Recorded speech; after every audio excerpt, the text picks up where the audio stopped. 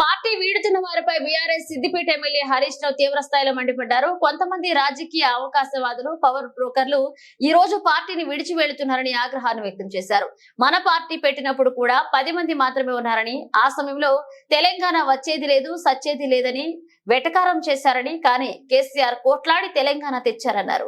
ఉద్యమం సమయంలో కూడా కాంగ్రెస్ పార్టీ రాత్రికి రాత్రి ఎమ్మెల్యేలను కొనుగోలు చేసి తీసుకెళ్లిందని ఆరోపించారు. నాయకులను కొంటున్నారని, కానీ కార్యకర్తలను, తెలంగాణ ప్రజలను వారు కొనలేరని వ్యాఖ్యానించారు. శుక్రవారం దుబ్బాకలో నిర్వహించిన సభలో హరీష్ రావు పాల్గొన్నారు. ముఖ్యంగా సిద్దిపేట నియోజకవర్గ ఉద్యమకారులందరికీ పేరు పేరున నమస్కారం తెలియజేస్తాం.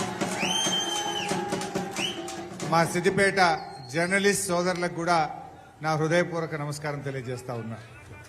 మా కళాకారుల కళాంజలి రాజేష్ ఆధ్వర్యంలో వచ్చిన మా కళాకారులకు ప్రత్యేకమైనటువంటి అభినందనలు, కృతజ్ఞతలు. మిత్రులారా, మరి బీఆర్ఎస్ పార్టీకి పుట్టిన ఇల్లు మన సిద్దిపేట, మన మెదక్ జిల్లా. మీరందరూ నిన్న మొన్న చూస్తా ఉన్నారు.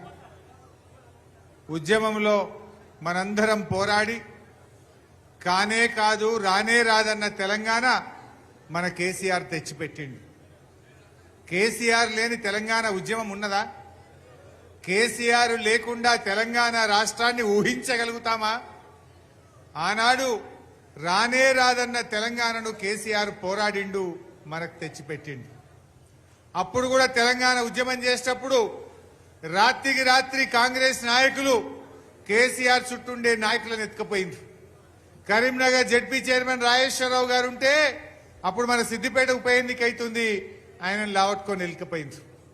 పాపారావు అని ఒక ఎమ్మెల్యే ఉంటే ఆయనను తీసుకుపోయే ప్రయత్నం చేసింది.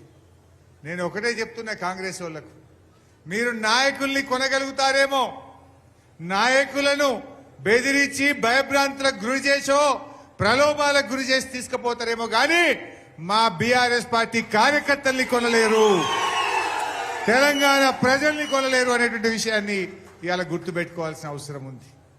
ఈ సందర్భంగా ఒక విషయం కూడా చెప్పాలనుకుంటా ఉన్నా.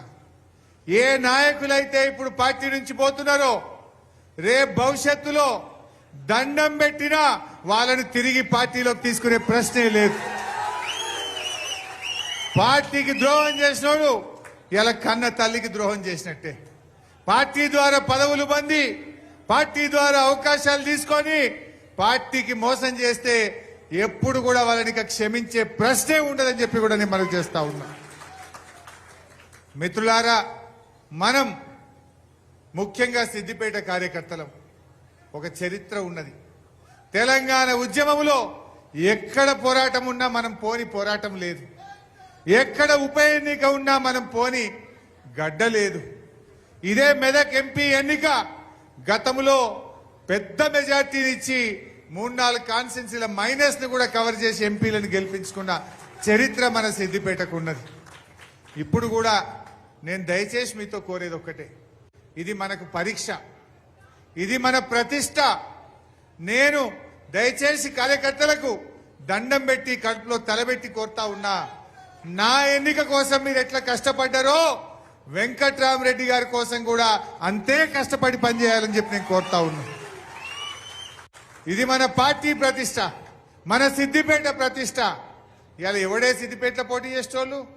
సిద్దిపేట అభివృద్ధిని ఓర్వలేని వాళ్ళు, సిద్దిపేట అంటే గిట్టని వాళ్ళు, ఇవాళ మన అభివృద్ధిని అడ్డుకున్న వాళ్ళు, ఇవాళ వాళ్ళు వచ్చి మన గడ్డ మీద ఓటు అడిగే హక్కు వాళ్ళకు ఉన్నదా అని నేను అడుగుతా ఉన్నా.